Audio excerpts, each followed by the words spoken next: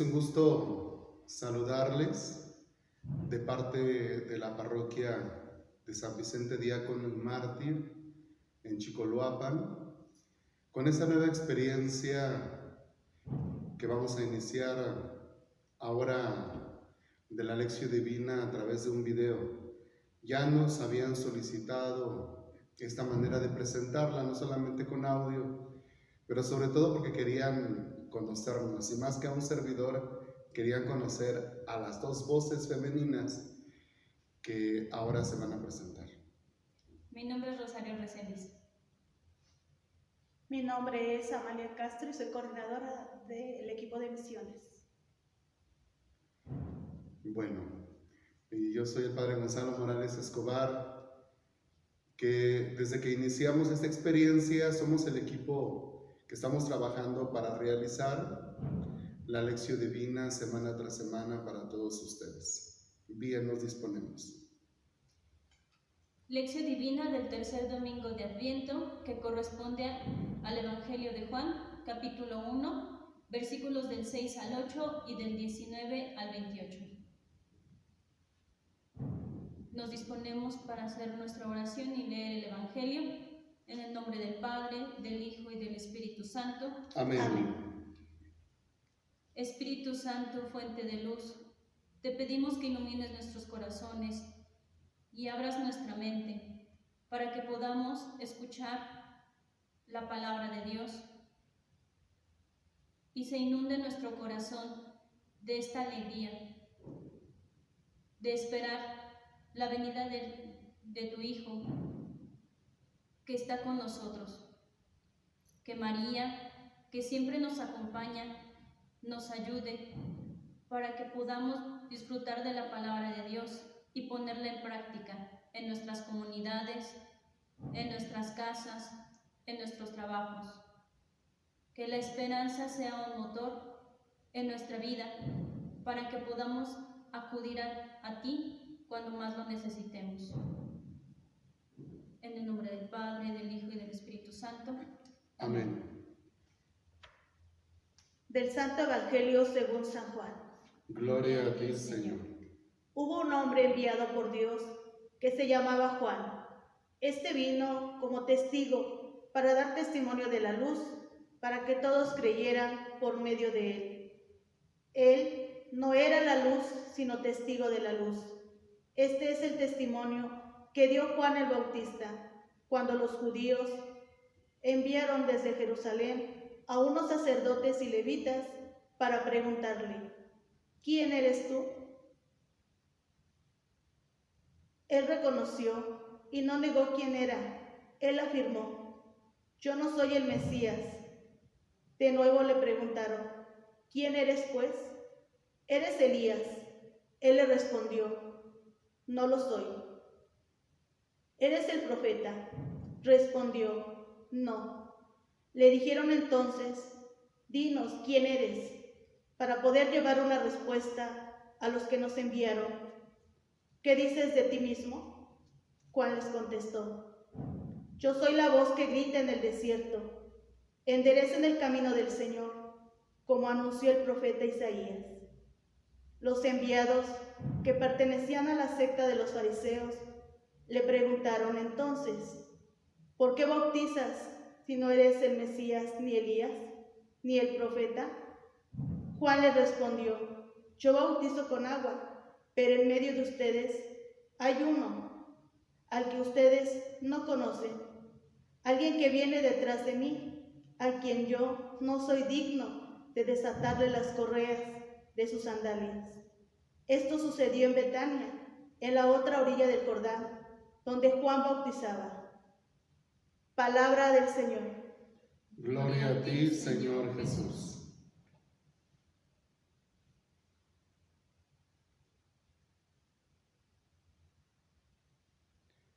Como bien sabemos, después de haber escuchado el texto, nosotros escogemos alguna frase, palabra o versículo que más nos haya llamado la atención. Por ejemplo, para mí sería: al que ustedes no conocen, alguien que viene detrás de mí, a quien yo no soy digno de desatar las correas de sus sandalias.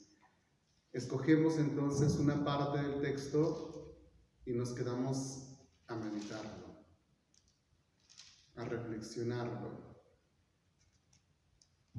Cada uno de ustedes sabe el tiempo considerable para que el Señor despierte su corazón, despierte sus sentidos, sus emociones, y Él les habla al corazón a través de esa frase o palabra que hemos escuchado.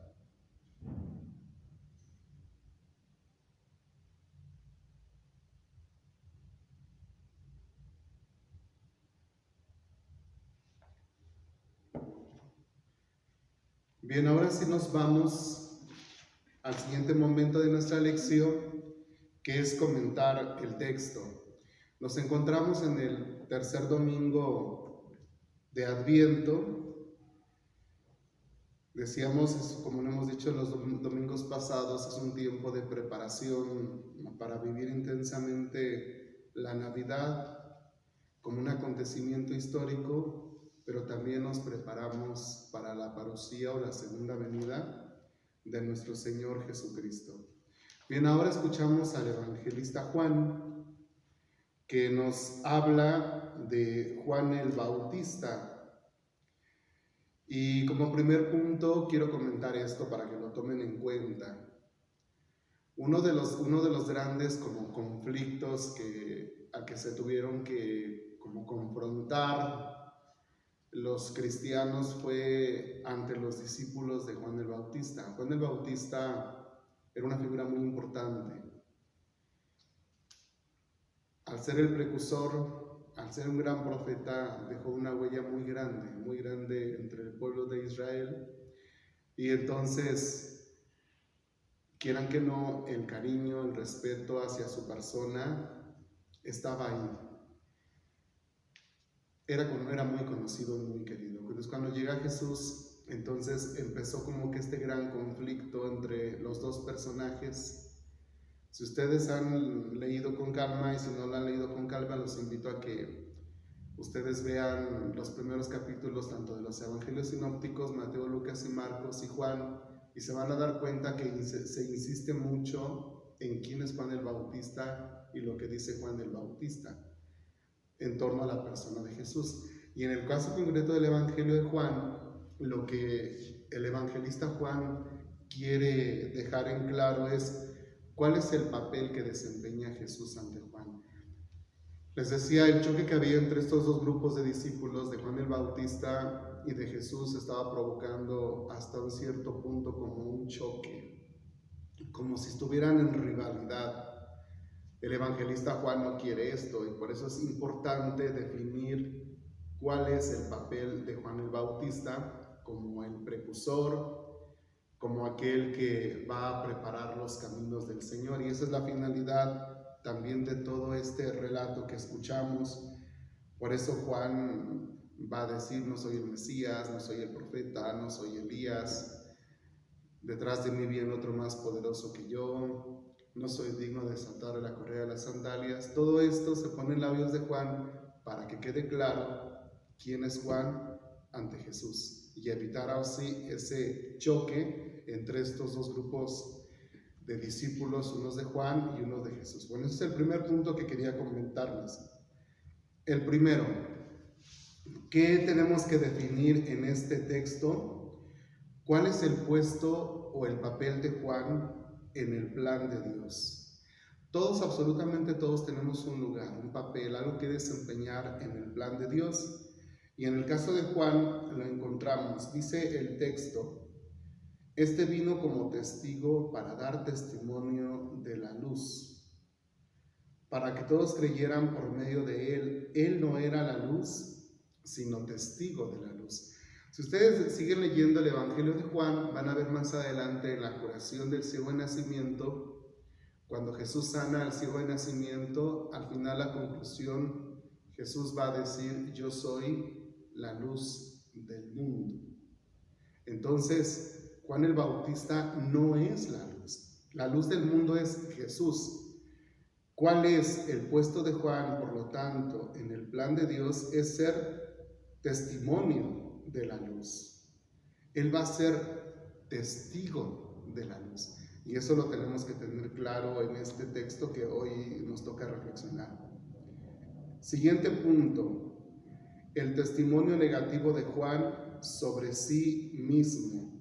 No es lo que los otros pensaban de él. Dice el texto, este es el testimonio que dio Juan el Bautista cuando los judíos enviaron desde Jerusalén a unos sacerdotes y levitas para preguntarle, ¿quién eres tú? Fíjense nada más lo que dice el texto. Él reconoció y no negó quién era. Muy importante esto. Él afirmó, yo no soy el Mesías. Le preguntaron, ¿quién eres pues? ¿Eres Elías? Él respondió, no lo soy. ¿Eres el profeta? Respondió, no.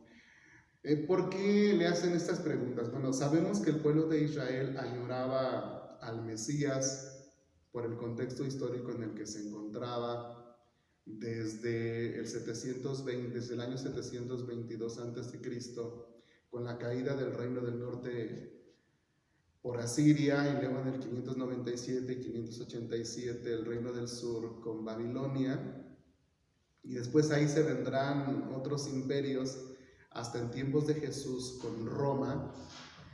Se añoraba la presencia y la llegada del Mesías.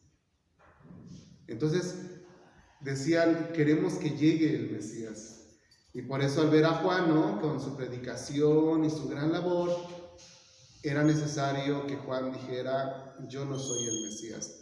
Pero bueno, ahora a propósito de que cuando le preguntan si él es Elías o si él es el otro profeta, si él es el profeta, perdón, vamos a leer unos textos. Por favor, leemos Deuteronomio, por favor, para que ahí nos da una pista para que entendamos por qué le preguntan a Juan si él es el profeta, y él dirá, yo no soy el profeta. El Señor su Dios hará que salga de entre ustedes un profeta como yo, y deberán obedecerlo. Bien, entonces la esperanza era el profeta como Moisés. Deuteronomio 18:15 es el texto que leemos. Entonces el pueblo como que esperaba eso, y Juan el Bautista dice, yo no soy el profeta. Ahora, ¿por qué también dirá que no es Elías? Son dos textos. Primero leemos Malaquías, por favor, 3:23-24. Les voy a enviar al profeta Elías antes que llegue el día de Yahvé, que será grande y temible. Él reconciliará a los padres con los hijos y a estos con sus padres, para que cuando yo llegue no tenga que maldecir a este país. Siguiente texto.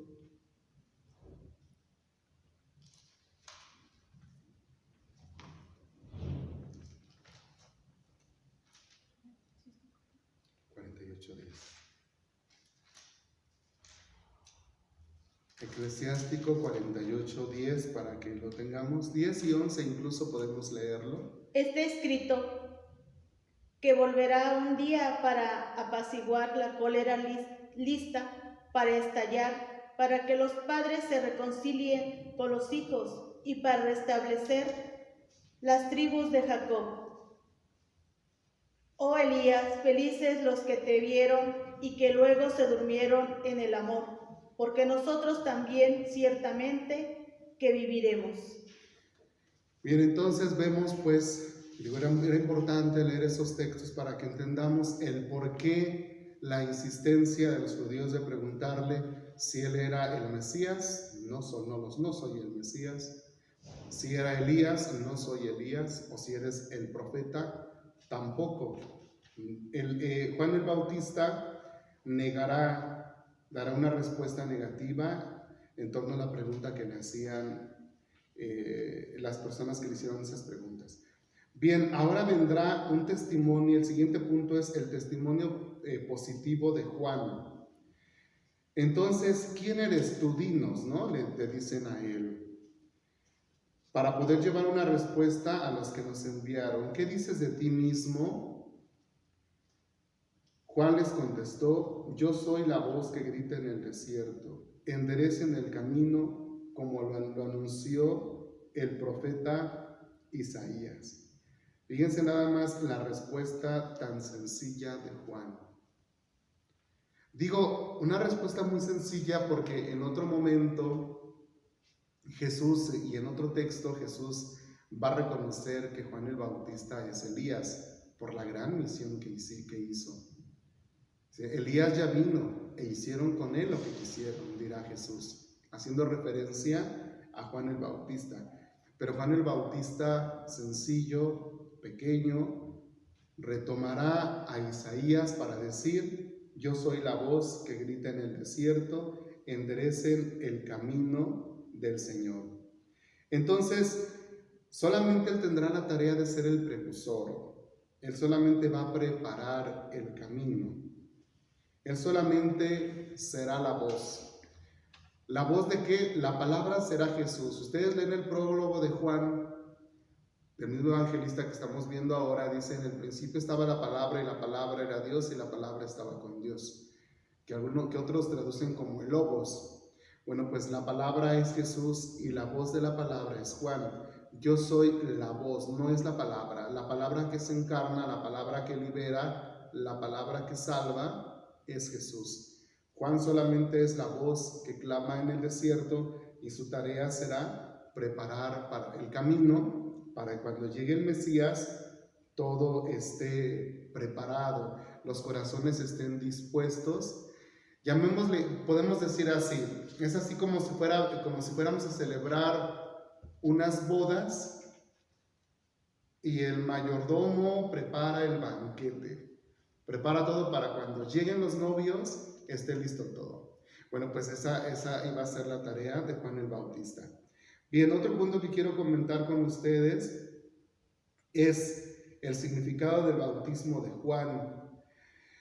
¿Por qué quiero resaltar esto? Porque no hemos entendido muchas a propósito de este punto. Digo, tal vez no viene al caso en este día porque tiene que ver con el Adviento, pero quiero aprovechar porque nos podríamos confundir cuando algunas personas nos dicen que nos tenemos que bautizar como Jesús a los 30 años. Bueno, primero que podríamos decir que el bautismo que recibió Jesús no es un sacramento. El bautismo como sacramento lo va a instituir Jesús. El bautismo de Juan era un bautismo de penitencia, de conversión. Si nos vamos a la etimología de la palabra bautismo, que es de baptistein, sumergir en agua, en tiempos de Jesús había muchos tipos de bautismo, de ablución, de purificación, incluso de sanación. Recordemos aquel relato del leproso, ¿no?, que va a ser enviado a meterse 7 veces al río Jordán. Entonces, va a haber muchos significados del bautismo, y en el caso del bautismo de Juan, será un bautismo de penitencia, un bautismo de conversión, pero no da gracia, no da la gracia que santifica, que nosotros vamos a recibir en nuestro bautismo. Será Jesús, ahora sí, el que va a instituir el bautismo como sacramento.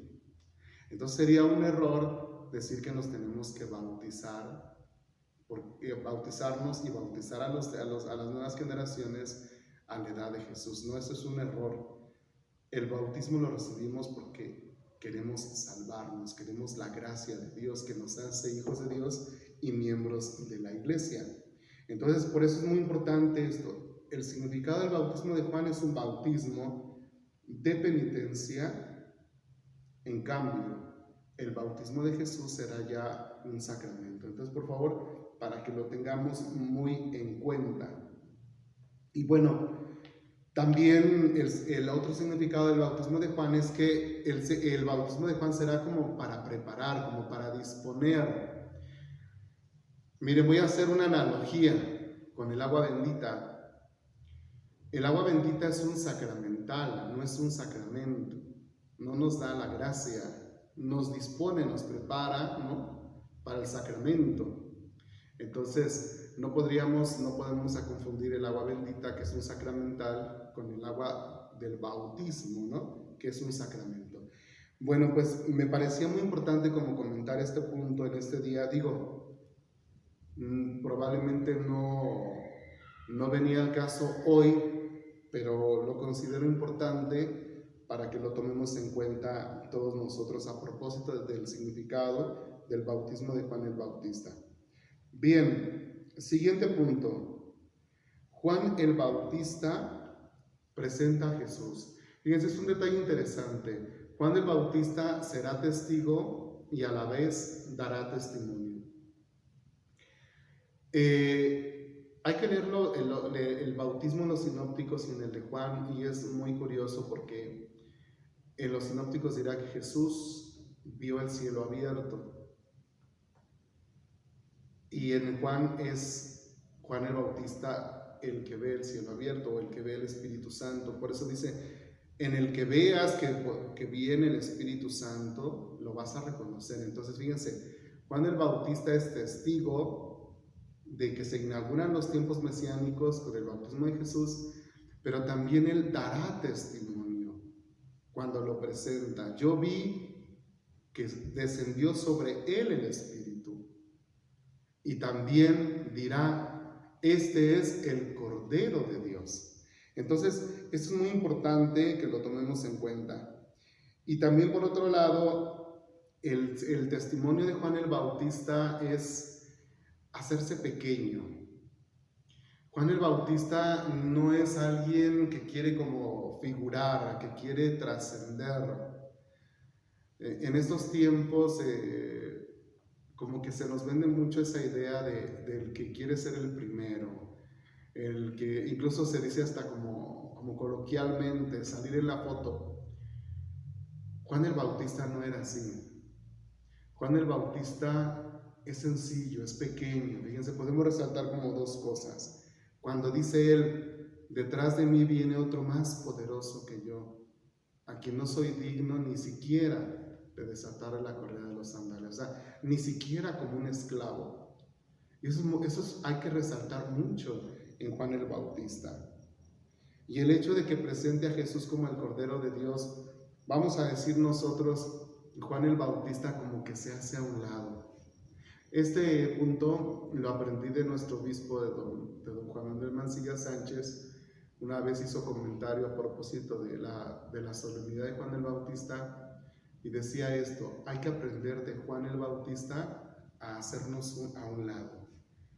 ¿Cuánto cuesta hacernos a un lado? Miren, en el caso, si aprendiéramos esto los presbíteros, cuando nos dicen, ¿sabes qué? El obispo nos dice, te voy a cambiar. Hacernos a un lado.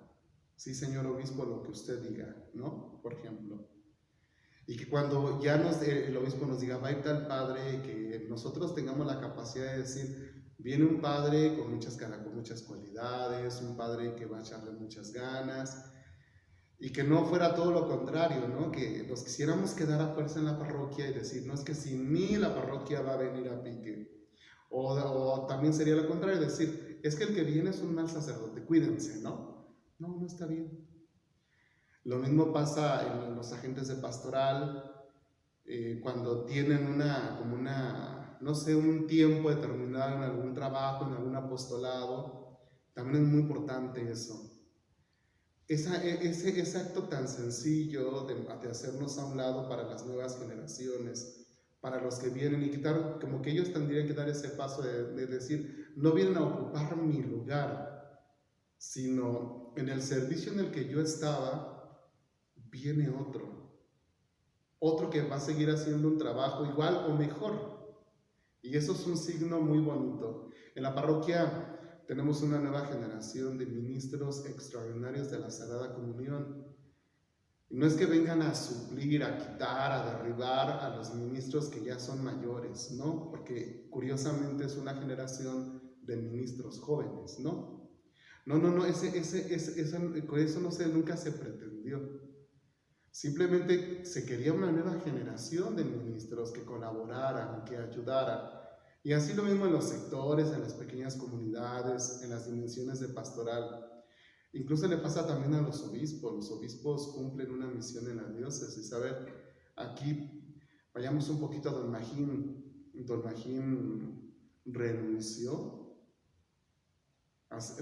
me presentó su renuncia y unos meses después se nombró a don Carlos Aguirretes como nuestro obispo. Don Magín se hizo a un lado. Y déjenme compartirles, y quienes estuvieron presentes el día que fue la ordenación de don Carlos en la Feria del Caballo, fue muy impresionante porque los aplausos no acababan con don Magín. El amor que le tenían a don Magín era espectacular. Tanto que don Carlos dijo, yo espero que algún día me quieran así. Pero fíjense, un detalle tan bonito, don Magín se hizo a un lado y don Carlos creció. Cuando don Carlos también ya lo llaman a su nueva misión como arzobispo de Tlalnepantla, le se abre para que llegue ahora nuestro obispo actual, don Juan Manuel Mancilla Sánchez. Entonces, se dan cuenta, todos tenemos un ciclo y creo que podríamos aprender mucho de Juan el Bautista. Y eso nos va a hacer grandes. No nos hace grandes la permanencia, el título, el reconocimiento, el aplauso. Eso es mentira. Nos hace grandes hacernos pequeños. Y Juan el Bautista nos enseña a hacernos un lado. Perdón que lo recuerde, esto lo aprendí de nuestro obispo que un día lo predicó y creo que era importante mencionarlo. Bien, otro punto es, ¿qué celebramos en este domingo tercero? Si ya se dieron cuenta, atrás de nosotros está la corona de Adviento y ya está encendida la vela rosa. El tercer domingo de Adviento se le conoce como el Gaudete o la alegría, así se traduce del latín al español, alegría. Así como en griego se dirá jairé, ¿no? Pero bueno, entonces el Gaudete o la alegría está marcado para este domingo, para este tercer domingo de Adviento, porque anunciar el Evangelio, proclamar el reino, o sea, la tarea que Juan el Bautista la hizo, con todo esto que ya venimos comentando, fue con mucha alegría. O sea, imagínense ser el precursor del tiempo mesiánico, lo llenó de alegría. Por eso se hizo pequeño y eso desbordó de alegría. Las dos lecturas, sobre todo la de Pablo, se nos habla de la alegría. Hoy, en las lecturas de este día, se va a hablar mucho de la alegría, del regocijo, del júbilo. Entonces, vamos a decirlo así, que se cambia un poquito el matiz para decir, necesitamos la alegría. No podemos vivir un Adviento, si decimos, ¿no?, que en la corona de Adviento el follaje es verde con esperanza. Imagínense una persona que vive en la esperanza pero triste. No. Un santo triste es un triste santo. Un católico triste es un triste católico. Un casado triste es un triste casado. Y así aplíquenlo a todas las áreas de vida. Entonces, tenemos que resaltar la alegría. Tenemos que resaltar el júbilo. Nosotros tenemos que mostrar una alegría como cristianos, por favor. Y si nos podemos ir a todos los niveles de nuestra vida, seamos alegres. Diría Pablo, se los repito, la alegría, la alegría. El Papa Francisco es el Papa de la alegría. Nos ha insistido mucho en Evangelii Gaudium, a las religiosas, en alegraos, en fin, siempre habla mucho de la alegría. En una ocasión, cuando se reunió el Santo Padre con las superioras generales de las congregaciones, ¿saben qué les dijo? No vivan como solteronas, porque las solteronas son mujeres amargadas, vivan alegres. En otra parte, en otros mensajes dice, no tengamos cara de panteón o de vinagre. Imagínense si nosotros, no sé, llegáramos con una cara así, amargada. Tengo una amiga religiosa, perdón por hacer relación a ella, pero ella dice, guácala de pollo. No, nosotros estamos llamados siempre a vivir en alegría. Y la verdadera alegría nos la da Dios, nos la da Cristo. una alegría que nos hace sobrellevar las adversidades. Fíjense, aprovecho para decir, ¿no? En estos tiempos de pandemia, ¿por qué no resaltar la alegría? Hay mucha gente que está sufriendo, mucha gente que está actualmente preocupada. Hay mucha gente que ya está en novenarios de sus difuntos. Nosotros con una sonrisa, con un abrazo, con nuestro testimonio, con nuestra llamada, con una videollamada, con una llamada, podríamos transformar su tristeza en alegría, en júbilo. Imagínense a una persona que está sufriendo, que le digamos, bienaventurado tú que sufres, porque serás consolado. Bienaventurado tú que lloras, porque tu tristeza se va a transformar en alegría. Dios está contigo, Dios no te ha olvidado. Esa es la alegría que tenemos que nosotros resaltar. Porque a veces podemos pensar que alegría es siempre andar, ¿no? Con una sonrisota y contar chistes. Bueno, que está bien, pero no, es la alegría que brota el corazón, es la alegría que compartes en la vivencia, en tu matrimonio, en tu familia, donde quiera que tú te vayas realizando. Es la alegría que tenemos y es la alegría que nos recuerda este tercer domingo del Gaudete. Bueno, perdón por robarles, yo sé que ya me tardé un poco, mucho, pero quisiéramos como algunas aplicaciones. A ver, todos tenemos un lugar en el plan de Dios, en el matrimonio, en el sacerdocio, en la soltería, en los estados en las etapas de vida que nos encontremos, como niños, como adolescentes, como jóvenes, como adultos, como ancianos. Sigamos cumpliendo hermosamente ese papel que tenemos en el plan de Dios. Tenemos mucho por hacer todavía. Y también en la iglesia, agentes de pastoral tienen un lugar privilegiado en el plan de Dios. Nada de desanimarse, nada de querer colgar la toalla, nada de que ya cumplí y ahí. No. Tenemos que seguir. Dios nos necesita, tenemos un lugar en el plan de Dios. Eso es lo que quería recordar primero como aplicación.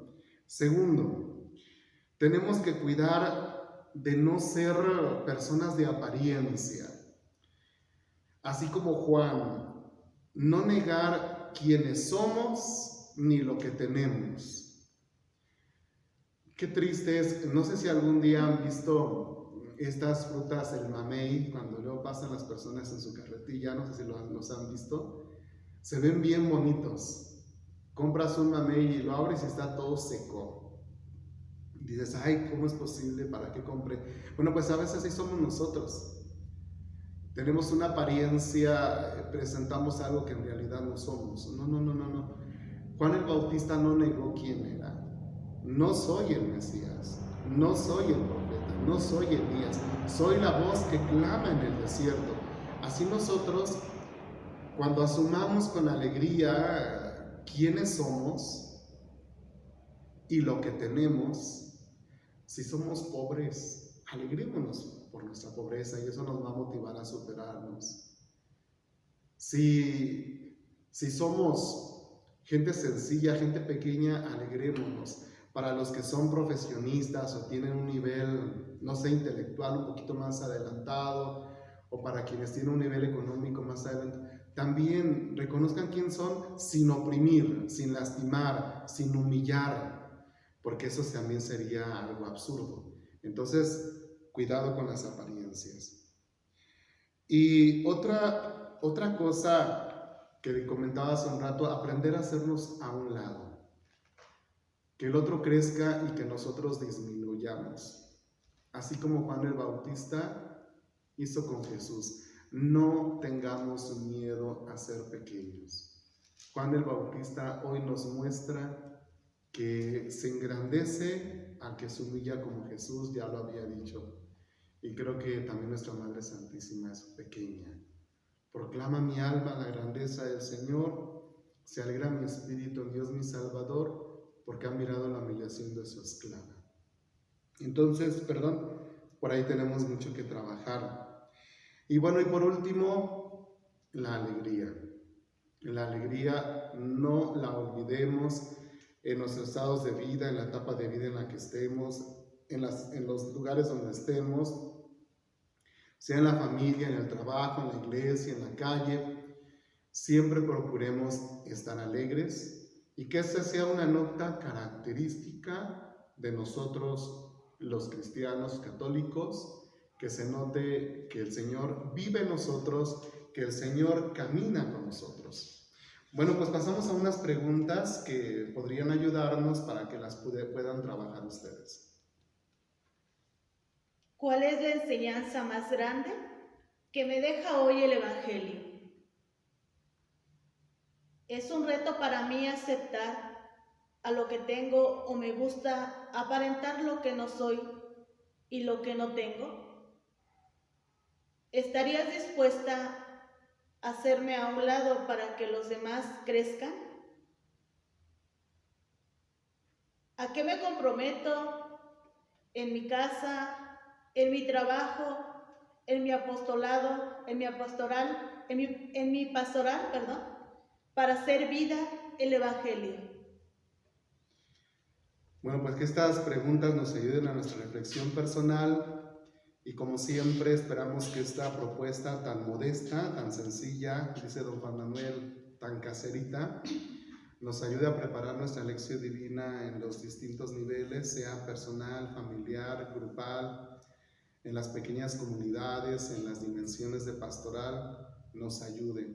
Saludamos a toda la feligresía de San Vicente, saludamos a nuestros amigos que nos siguen por las redes sociales de otras parroquias, de otras diócesis, de otros países. Los saludamos siempre. Están en nuestras oraciones. Por favor, les pedimos que nos tengan en sus oraciones a este equipo, pero también a nuestro párroco, a nuestro querido párroco, el Padre Manuel, al vicario parroquial, al Padre Víctor y a las estructuras. Ténganos en sus oraciones y pues para que podamos seguir haciendo ese servicio, insisto, tan modesto y esperemos que les ayude. Que Dios los haga muy, muy, muy felices. Y la bendición de Dios Todopoderoso, Padre, Hijo y Espíritu Santo, descienda sobre ustedes y permanezca para siempre. Señor Jesús, te pedimos en esta noche que nos ayudes para que nosotros también podamos ser testigos de tu Evangelio y seamos también luz del mundo. Que así como se enciende una vela cada domingo, así también se puede encender nuestro corazón por la alegría y la esperanza de tu venida gloriosa. Que nosotros podamos ser testigos y podamos predicar tu amor y tu esperanza en las dificultades de nuestra vida, en estos momentos en donde hay tantas adversidades, tantas preocupaciones. Que nosotros desde nuestra sencillez, desde nuestra pequeñez, podamos cumplir nuestra misión y seamos la voz de la Iglesia que llama a estar alegres, que llama a ser felices en estas situaciones que a veces nos hacen detenernos un poco. Que así como Juan Bautista asumió con alegría su misión, nosotros con todo lo que tenemos y todo lo que somos, podamos entregarnos a ti en el servicio, en lo que tú nos pides, pero que también podamos hacernos a un lado, que no nos dé miedo alejarnos de las seguridades de nuestro servicio y que podamos enfrentarnos a algo nuevo, a algo que tú nos pides. Te pedimos por todas las personas que en estos momentos están sufriendo, para que también los ayudes y que nosotros seamos esa alegría que nace del corazón, que puede infundir en ellos la esperanza de una realidad diferente. Que seamos también humildes y podamos entender que no predicamos nuestro amor, sino el tuyo. Y a ti, Virgen María, que eres vivo modelo de alegría, de servicio y de misión, ayúdanos y cúbranos con tu manto para que sigamos trabajando para gloria de Dios y santificación de los hombres. Padre nuestro que estás en el cielo, santificado sea tu nombre. Venga a nosotros tu reino, hágase tu voluntad en la tierra como en el cielo. Danos hoy nuestro pan de cada día, perdona nuestras ofensas, como también nosotros perdonamos a los que nos ofenden. No nos dejes caer en tentación y líbranos del mal. Dulce Madre, no te alejes, tu vista de mí no apartes. Ven conmigo a todas partes y nunca sola me dejes. Ya que me proteges tanto como verdadera Madre, haz que me bendiga el Padre, el Hijo y el Espíritu Santo. Amén.